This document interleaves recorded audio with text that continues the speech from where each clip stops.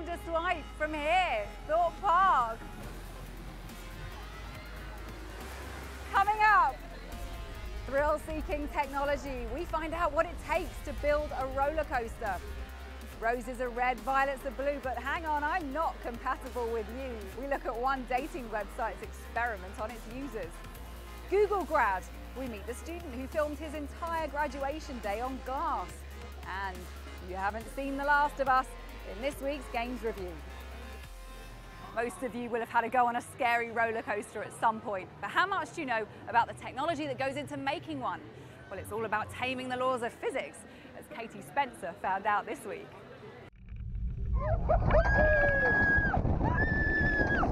Stomach-churning drops and heights that can take your breath away. Advances in technology mean our theme parks are getting even scarier. 3D software now allows designers to try out a ride before a single rail is laid. And linear synchronous motor technology, like that used at Sweden's Project Helix, is making everything faster. It can propel a person from 0 to 70 in just 2 seconds. But the perfect ride isn't just about extreme engineering. Getting the perfect scare is a science. It's not just about figuring out how big or how fast a ride can go. It's about working out what our bodies can take. Are you all right? Shoes on? Anything above 5G, then you get this sensation which is called G-lock, which is a gravity-induced loss of consciousness, which is very troubling for a fighter pilot, but experienced at a theme park only for a brief few seconds, it can actually be quite safe. So I think theme parks are incredibly safe places to experience these limitations of the human body. Unpleasant as it might at times feel, it's a thrill we can't get enough of.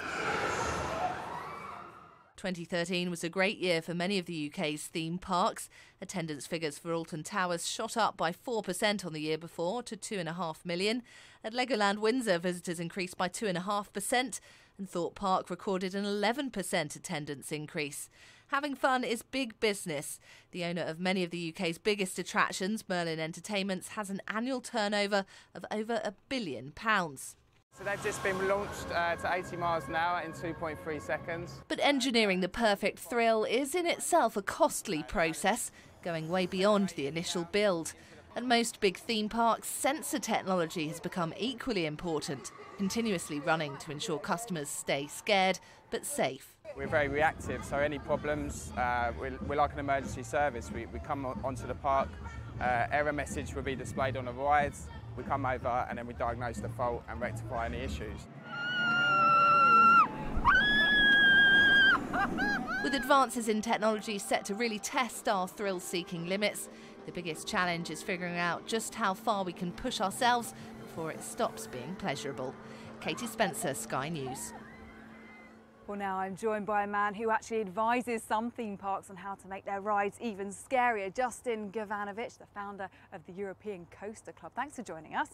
Now, you and I are about to have a go on a ride here, the Swarm. And with roller coasters like this, what are the typical tricks and features that make them really elicit fear in the people that ride them? Well, one of the great things about this particular ride is you're allowed a lot of access into the ride. You can see the ride around us now.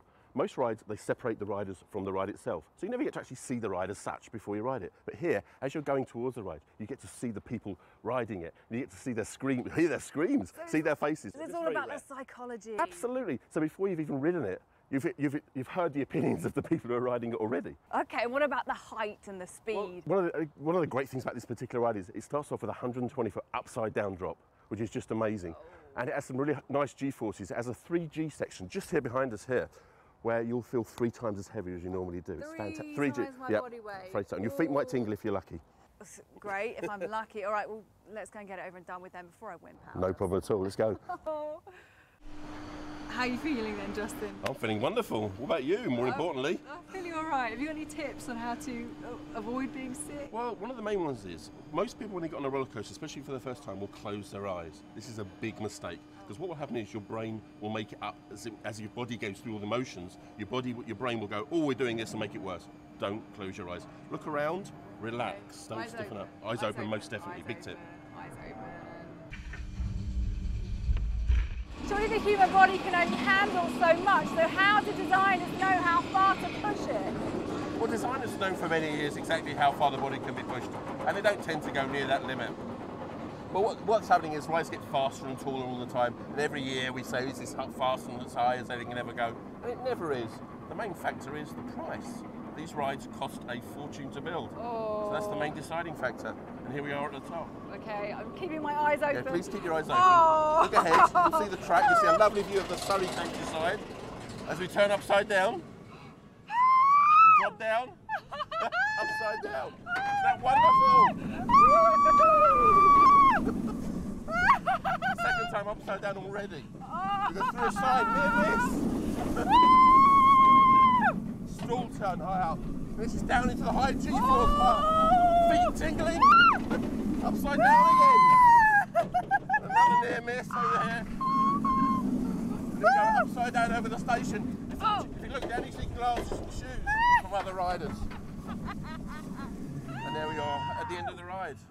Nice, smooth bit. Slow, smooth conclusion. Did you enjoy that? I made it, Justin. We made it. Of course you made it, but did you enjoy it more to the point? I did actually really enjoy that. Why do we love being so scared? I think a lot of us sit in front of desks all day and, 9 to 5. It's just a chance to get out and do something completely different. And also we get a nice adrenaline fix. You could say we're addicts for our adrenaline. Some of us. Some of us. Justin Gavanovich, thank you for showing me the importance of being very afraid. No problem at all. You're watching Swipe. Coming up, say cheese for the glass photo. But first, now they say matters of the heart are never easy, so spare a thought for the online daters who found themselves at the centre of an experiment this week. Well, 1 in 4 relationships now start online, but if you'd have headed to OkCupid looking for someone who shares your interests, ambitions and desires, well, you may have been disappointed after OkCupid's founder confessed to carrying out a few experiments. Despite all the bother that Facebook ended up in recently after it admitted to playing around with people's feeds to see if it could change people's moods, in a blog called We Experiment on Human Beings, Christian Rudder, the founder of OkCupid, made a confession from the heart, saying the site, as an experiment, had lied to users about their compatibility with other singles.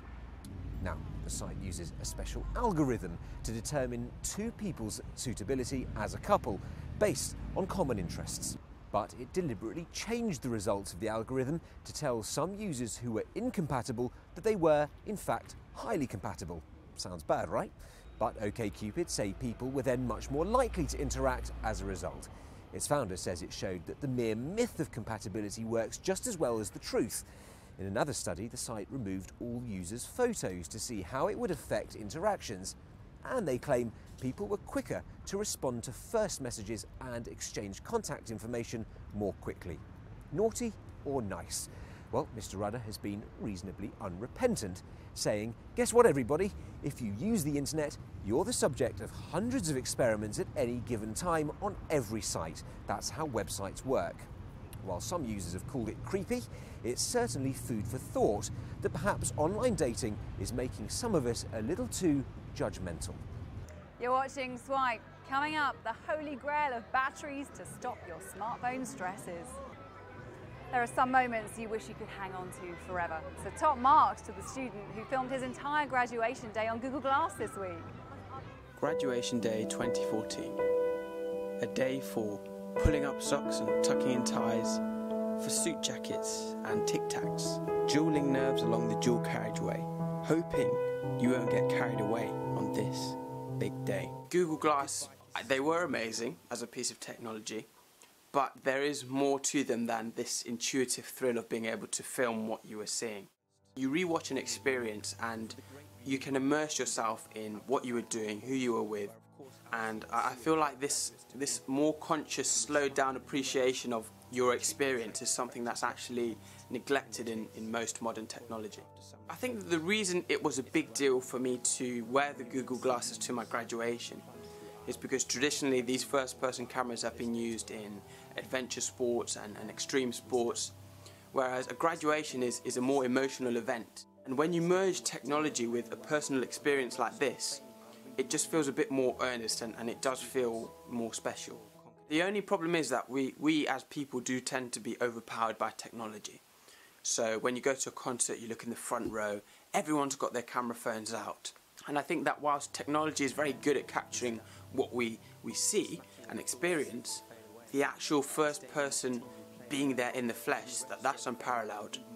So whilst I do hope that we are able to integrate Google Glass into more special occasions, I just hope it doesn't detract from the actual experience itself.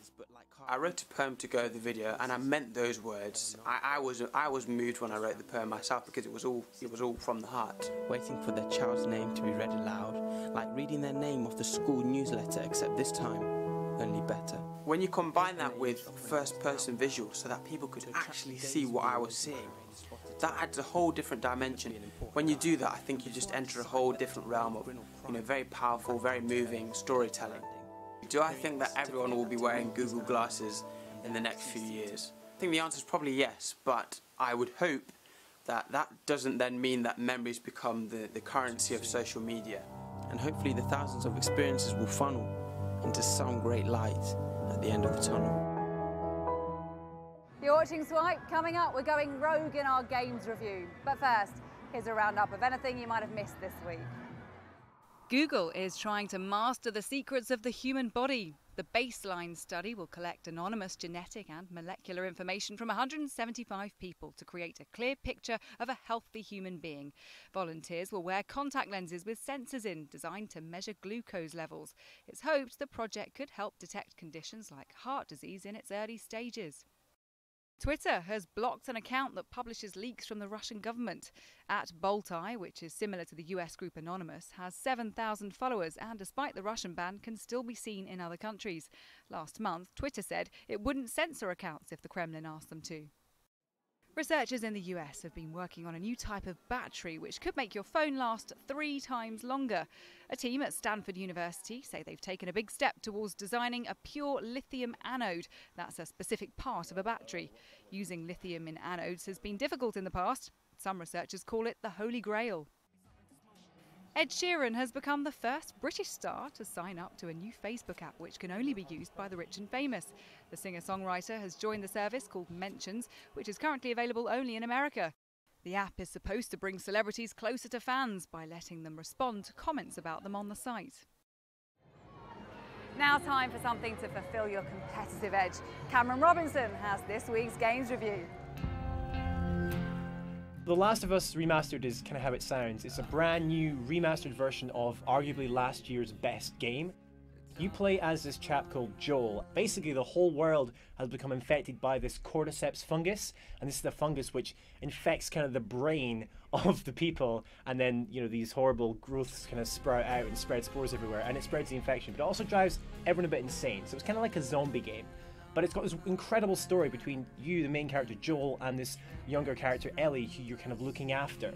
What is new in the remastered version? Well, it's for PlayStation 4. The graphics look much better, so there's improved lighting. The biggest difference though is the frame rate, so it runs at 60 frames per second, as it gives you a much smoother experience. It also comes with all the additional content, so it's like the Ultimate Edition all packaged together.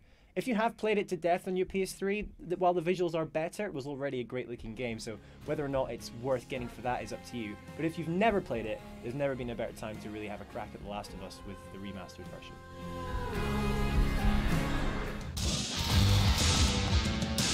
So Rogue Legacy is a really fun 2D side-scrolling slashing game that you can get on Steam on the PC, and also Mac as well, so lots of ways to play it. You start off as a knight, and there's a castle, and inside this castle are like traps and bad guys which you need to fight your way through. And as you fight through, you can get runes which give you different abilities, and you can collect gold which you can then use to buy other equipment, all the kind of standard things you have in a game like this. But the difference is when you die, your character is dead, but then you get to choose who to play as next, and you get to choose from basically your character's children. So you kind of keep your family line going throughout the game, and that really gives you a reason to keep going, because all your abilities and stuff carry over. It's a really hard game. You die a lot. It's a great game that you can easily spend hours and hours playing. Welcome to the Ares Initiative, pilot. You are an assault reconnaissance extraction specialist. Gamers have been waiting for Firefall for quite a while. It was teased maybe 3 or 4 years ago, but it's finally here. What is it? Well, it's a massively multiplayer online game. It's maybe a little bit like World of Warcraft, one of those games, except it's all sci-fi. You play either first person, so kind of inside the body, or third person, so the camera behind. You kind of run around this whole world with lots of other people who are also online. Now, it's a bit like some other games that have come out recently, but the art style is something that's really kind of standing out. It's kind of cel-shaded, it looks really pretty. And the biggest thing about this game, though, is it's free. So you could download this on your PC right now and play it without spending a penny. Obviously, you can buy stuff in-game, and that's how it's going to hopefully be profitable and make its money. But it's a completely free, massively multiplayer online experience that's looking pretty great. Back in 1997, I remember really fondly playing to death this demo of Abe's Odyssey, and this game is back. It's 17 years later in Oddworld, new and tasty. It is a remastered version, another remastering, of this classic game. In the original version, you'd move along one scene, and then it would change because that was kind of the limitations of the consoles we were playing on.